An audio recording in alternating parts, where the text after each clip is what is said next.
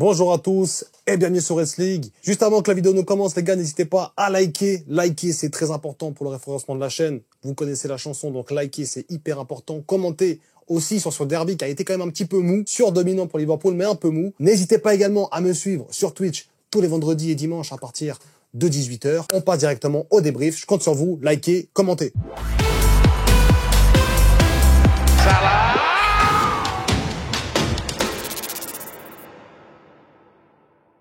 Donc les gars, le débrief de ce match-là, on l'a suivi ensemble en live. Merci à tous ceux qui étaient en live encore une fois. Ça a été un match Liverpoolesque, si je peux dire, dans le sens où, première mi-temps, on fracasse. Franchement, on pouvait même mettre 3 buts, ça n'aurait pas été un scandale. On était vraiment sur tous les ballons, sur les deuxièmes ballons. Très beau pressing. Vraiment, j'ai trouvé le pressing de Szoboszlai, de Kitike très coordonné. On avait un Salah quand même qui construisait le jeu. Le seul qui était un peu en dessous, c'était Gakpo. Mais sinon, globalement, en attaque, on était très bon. En milieu de terrain, Gravenberch, il a sorti du lourd aujourd'hui. On avait quand même un McAllister un peu en dessous. J'ai trouvé que le match, en général, ressemblait à tous les autres matchs qu'on a fait cette saison. La seule différence, c'est qu'on s'est pas fait rattraper au 2-2. Voilà. Il y avait 2-0, il y a eu 2-1. Voilà. On a de quoi se réjouir quand même. Parce que tous les autres matchs, sauf Burnley et Arsenal, c'était toujours très compliqué. On menait 2-0, 2-2, toujours attendre le 3-2, Atlético c'était comme ça, Newcastle c'était comme ça, Bournemouth c'était comme ça.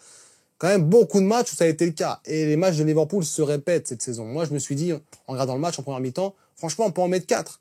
Contre Atlético, franchement on pouvait en mettre 4-5. Puis au final, bah non, t'en mets pas 4-5 et tu te fais remonter au score. Donc là il y avait 2-1, la réduction du score uniquement. Mais quand même, on a quand même un peu frissonné quand tu connais l'historique des matchs de Liverpool. Tu peux que frissonner dans ce genre de scénario. Je voulais qu'on ait un match géré de A à Z, ça n'a pas été le cas. On a souffert en deuxième mi-temps contre Everton, ils nous ont vraiment mis le pied sur le ballon, et des sons très intéressants. Grealish a été très fatigant, Jack Grealish, il a été mais fatigant les gars. Monsieur Gros Mollet, il y a Monsieur Gros Bonnet, mais là lui c'est Monsieur Gros Mollet les gars, il a été tellement fatigant pour nous. Sinon en général Beto j'ai trouvé en dessous. Iliman Ndiaye, franchement fatigant également. McAllister, il l'a plus d'une fois fatigué. Kerkez, qui a bien géré le duel contre lui, a été fatigué contre lui. Donc franchement, en général, l'Everton a fait un bon match en deuxième mi-temps. Ils ont même fait le match en deuxième mi-temps, si je puis dire. On a eu trop peu d'occasions en deuxième période, voire pas du tout. Là où en première, on a déroulé les occasions. Et c'est là où je comprends pas. Comment ça se fait qu'on passe d'une équipe qui déroule à une équipe qui se fait rouler dessus? Je comprends pas. Tu déroules, tu t'es roulé dessus. Tu déroules, tu t'es roulé dessus. Il n'y a pas d'équilibre. Et au final, tu vois qu'Everton a joué leur jeu. Ils n'ont pas joué le bus, ils ont vraiment joué leur jeu, ils ont sorti les ballons. Là où nous, en deuxième mi-temps, on n'arrêtait pas de lâcher des longs ballons pour des Salah, de lâcher des longs ballons pour des je ne sais qui, pour des Wirtz. Au final, tu te dis, mais c'est quoi ce bordel? On n'a plus de jeu. On a perdu toute notre superbe. Et c'est ça le problème avec Liverpool cette saison. C'est que il y a un moment donné dans le match où on est incroyable, impérial. Tu peux avoir des moments de mou dans le match, c'est pas le problème. Avoir des moments de mou, des moments où tu souffres un peu plus, c'est normal. Mais le problème, c'est que là, c'est drastique. Tu domines largement, tu te fais dominer largement. Et c'est ça le problème, je pense, aujourd'hui à Liverpool. Après, le point positif, c'est que on s'est pas fait remonter au score. Tu me diras, c'est un peu normal, à la longue. T'es Liverpool, t'as fait un gros mercato, tu dois quand même gérer un peu mieux tes matchs. Aujourd'hui, on a quand même géré, mine de rien, en première mi-temps. Même en deuxième, on se prend ce but et après, tu sens que Liverpool veut quand même garder et être solide défensivement. On n'a pas trop tenté de contre-attaque, pas trop tenté d'attaque à 5. On était vraiment, voilà, coupé en deux, tu avais les 3 attaquants, les milieux qui étaient beaucoup plus défensifs. J'ai trouvé ce match un peu en dessous d'un derby de la Mersey, les gars. Je vais pas vous mentir, c'était pas à la hauteur d'un derby Liverpool-Everton, mais globalement, j'ai trouvé le match quand même plus ou moins géré de Liverpool. Et ce qui est important, c'est les 3 points. On prend les 3 points dans le derby, c'est important. Et on donne rendez-vous au prochain match, hein, les gars. On verra bien. On verra bien le prochain match. On joue contre Southampton, je crois, en Cup. Et après, c'est les choses sérieuses contre Crystal Palace. Franchement, les gars, j'ai un petit peu peur. Franchement, je souffle. Je souffle. On va parler un peu des joueurs, les recrues qui n'ont pas été très très bonnes. Dans ce match-là, hein, je parle. Que ça soit Wirtz, bon, Frimpong n'est pas rentré, je suis sûr qu'il jouera en Cup, que ça soit Wirtz, que ça soit Isaac. Les recrues, quand ils sont rentrés, n'ont pas été bonnes. Franchement, elles n'ont pas été bonnes. Et ça, il faut quand même le souligner. On va en parler tout de suite sur les notes des joueurs. Donc, les gars, on passe aux notes. Alors voilà, on a fait un peu nos notes ensemble aussi. On a parlé un petit peu sur le live. Donc, n'hésitez pas à rejoindre le live pour également échanger avec nous les notes, votre ressenti global sur le match. Bon, on va commencer avec Alisson. Moi, Alisson, je lui mets 6. Voilà. Alisson, c'est toujours 6 parce que j'ai l'impression que dans les matchs, il n'a pas beaucoup de boulot à faire. Et puis, il fait quand même son taf plus ou moins bien. L'action de Gana Gueye, il peut pas faire grand-chose. Il avait la même Gana Gueye en première mi-temps, quasiment la même. S'il la met pareil qu'en deuxième, il met un doublé. Je dis ça, je dis rien. En tout cas, 6 pour Alisson. Au niveau de la défense, on avait Bradley, on avait du Van Dijk, du Konaté, du Kerkez cette fois-ci, préféré à Robertson. On va commencer directement avec Bradley. Bradley, pour la note 2-6. Il a fait un bon match. J'ai vu sur le live qu'il y en avait plein qui trouvaient qu'il avait fait un mauvais match. C'était pas le meilleur match, c'était pas waouh, mais je trouvais que son match était assez correct. Il a fait 2-3 interventions intéressantes.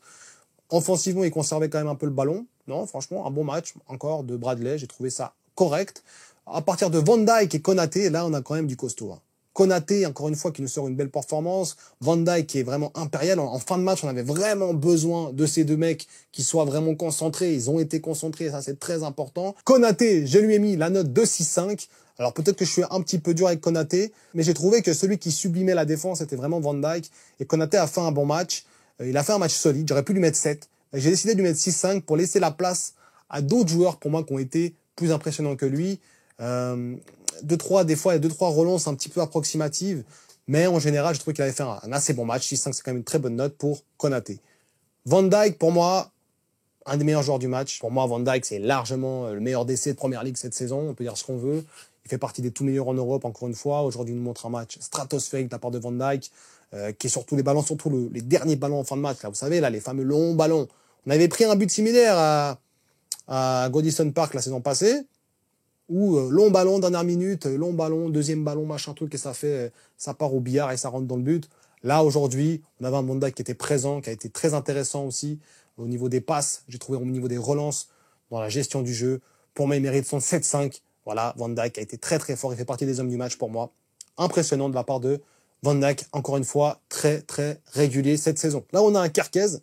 Un Kerkez qui a fait une première mi-temps très très bonne. Deuxième mi-temps un petit peu amoindri par la performance collective. Je trouve que son impact offensif n'est pas forcément celui qu'on nous avait promis. Je trouve également que son impact offensif pour Liverpool n'est pas convaincant. Parce que tu as quand même recruté un latéral gauche qui était là justement pour mettre de l'impact offensif, surtout pour être décisif. Là où un Robertson l'a été très peu la saison dernière. Par résultat des courses, tu as Robertson qui est buteur, malgré lui. Et t'as Kerkez qui n'est pas très pertinent offensivement, je trouve. Offensivement, je parle. Sinon, défensivement, c'est quand même assez pertinent. Je lui ai mis la note de 6 à Kerkez, parce que je trouvais quand même que son match était correct, mais un peu en dessous, peut-être de Bradley, je trouvais moins régulier, et Bradley était un peu plus intéressant offensivement dans ce match-là. On passe directement au milieu de terrain. Alors là, on avait un McAllister, les gars, et Gravenberch, avec un Szoboszlai en numéro 10. McAllister, il fait pas un très bon début de saison. McAllister, il fait pas un très bon début de saison. Il revient de blessure, tout ce que vous voulez. Bien sûr, moi je suis d'accord, il revient de blessure, c'est un fait. On doit le mentionner quand on le note, quand on le critique, quand on le juge. Maintenant, moi je trouve que McAllister, si t'es factuel, il a pas fait un bon match. Ça fait plusieurs matchs où il est pas dans le coup. Pour moi, c'est une note de 5. C'est quand même la moyenne. Il n'a pas été catastrophique. Mais voilà, sur le 2-1, donc sur le but qu'on prend, il fait une mauvaise passe. On n'était pas loin de prendre le but droit derrière. Il y a une passe où vraiment, il a le temps de gérer. Il fait une passe n'importe comment à l'adversaire. Et je le trouve même dans l'intensité un peu en dessous. Donc 5 pour McAllister, je trouve quand même que c'est correct parce qu'il a fait un match plus ou moins mid, donc 5, la moyenne. Là, on a un Gravenberch qui pour moi est le MVP. Cette fois-ci, Gravenberch, pour moi, il a la note de 8 parce qu'il est tout simplement exceptionnel. Franchement, Gravenberch, il est exceptionnel. Le but qu'il met, c'est un but d'attaquant. Elle n'est pas du tout simple à la mettre comme ça. Petit filet, un peu espèce plat du pied, un peu en extension. Enfin, franchement, il fait un match de patron, Gravenberch. Mais plus que ça, c'est de l'horlogerie. Il est trop précis. C'est vraiment incroyable ce qu'il nous fait, Gravenberch, encore une fois dans ce match-là. Franchement, j'ai rien à dire.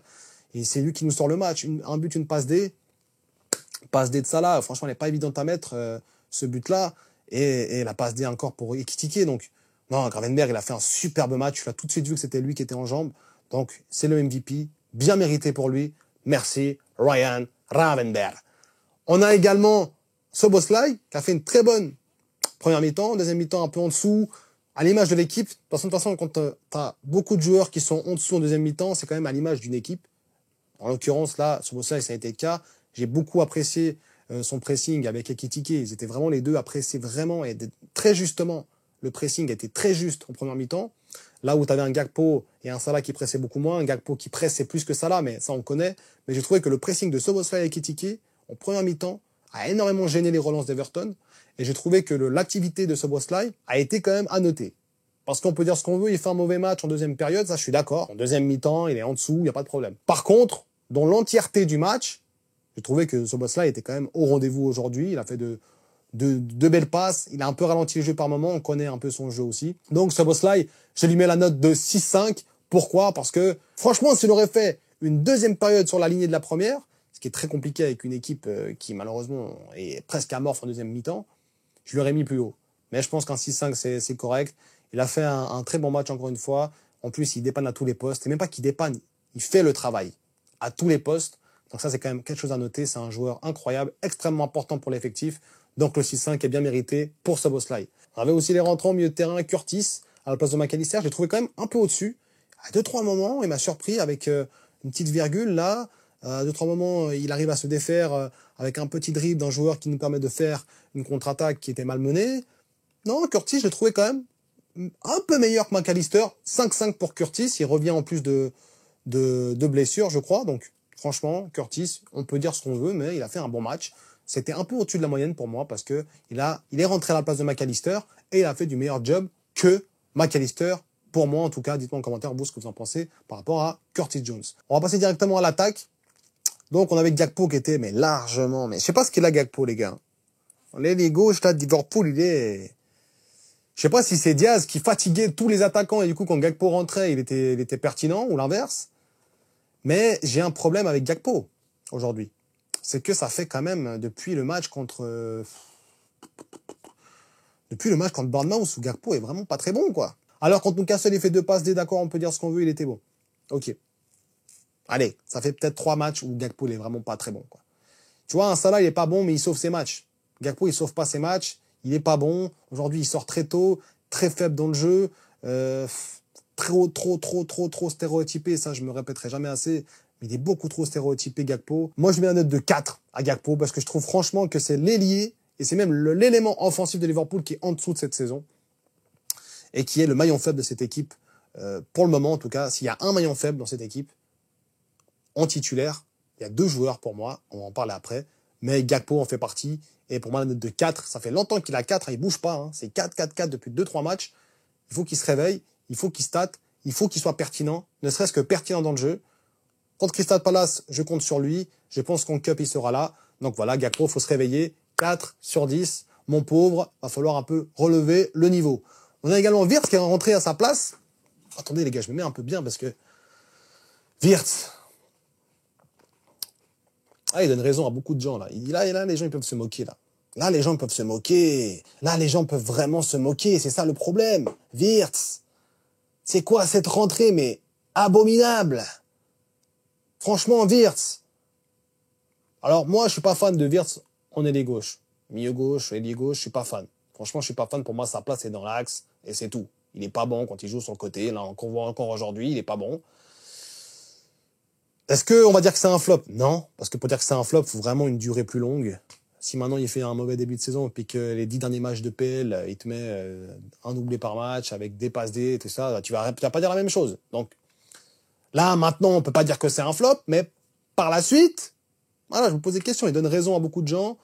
Après, voilà, c'est beaucoup les jaloux qui parlent aussi, hein. Ils auraient tous voulu avoir un Wirtz, et Wirtz, c'est sur un long terme. On n'a pas recruté Wirtz que pour la saison 2025-2026. On l'a recruté pour une longue durée, encore une fois. Mais ça, c'est encore une autre histoire. Il fait pas un bon match. Franchement, Wirtz, il est vraiment en dessous, quoi. 4-5 pour Wirtz. Il est en dessous. Pour moi, il est en dessous. Pourquoi? Bah, parce qu'il est en dessous, les gars. Il est pas bon. Il est frêle. Il se fait bouger. Pas les bons choix. Il est des fois lent. Je pense que l'adjectif qui caractérise le mieux Wirtz, c'est frustrant. Il est trop frustrant, en fait. Il y a que ça à dire. Il est frustrant. Voilà. Wirtz 4-5, faut se réveiller, mon gars. Ça y est, tu vois, la saison a commencé, on est au 5e match de Première Ligue, on a déjà fait presque une dizaine de matchs. Faut se réveiller. Ne serait-ce qu'un petit peu, tu vois, je demande pas forcément d'être décisif sur la feuille de match, mais faut se réveiller, quoi. Là, Wirtz, c'est bon. Personnellement, j'attends un peu de voir. Bien sûr, on va pas faire des conclusions maintenant. C'est pas un flop. La saison est encore très longue.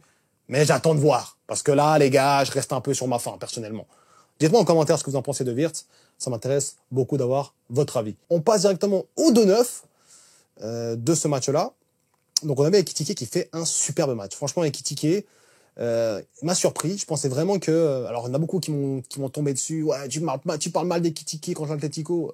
Non, les gars, je parle pas mal d'Ekitike. Moi, je voudrais qu'Ekitike il marque à tous les matchs. S'il faut qu'il marque un 5-tuplé par match, je serais le plus heureux des hommes. Maintenant, c'est pas le cas, ça sera jamais le cas, bien sûr. Mais factuellement, contre l'Atlético, il a été quand même pas très bon. Il faut le dire. Quand t'as Isaac qui était là tout le match, quasiment jusqu'à l'heure de jeu à peu près, que t'as Ekitike qui rentre, tu sentais une grosse différence. Là, aujourd'hui, c'est l'inverse. C'est l'inverse qui s'est passé. Et tant mieux. Tant mieux, les gars. Vraiment, tant mieux. Tant mieux. Je suis content. Ekitike, il fait un super match. 7/10 pour moi. Il marque le but, du coup, de la victoire. Hein. On n'aurait pas pensé ça. Donc voilà, c'est quand même le but de la victoire. C'est quand même le 2-1. Très beau match de la part d'Ekitike. Comme j'avais dit, le pressing avec ce boss-là, il a été très, très bon.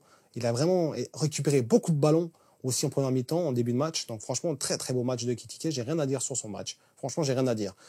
Un petit peu émoussé en deuxième mi-temps, à l'image de l'équipe. Encore une fois, je vais pas répéter ça tout le match.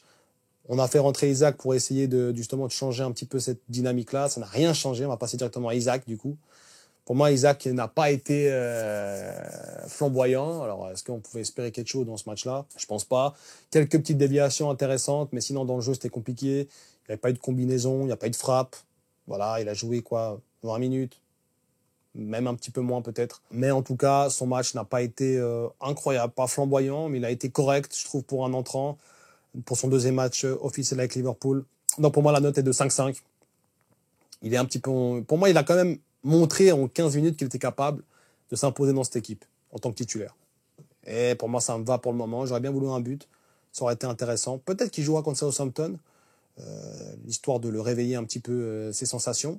En tout cas, 5-5 pour Isaac, ça n'a pas été catastrophe, mais on n'a pas vraiment senti le poids de sa rentrée très clairement. On passe directement au dernier joueur, Mo Salah, les gars, qui a fait quand même un assez bon match en première mi-temps. Je l'ai trouvé quand même assez pertinent. Il a un peu réveillé certaines sensations également chez lui aussi, donc ça c'est bien.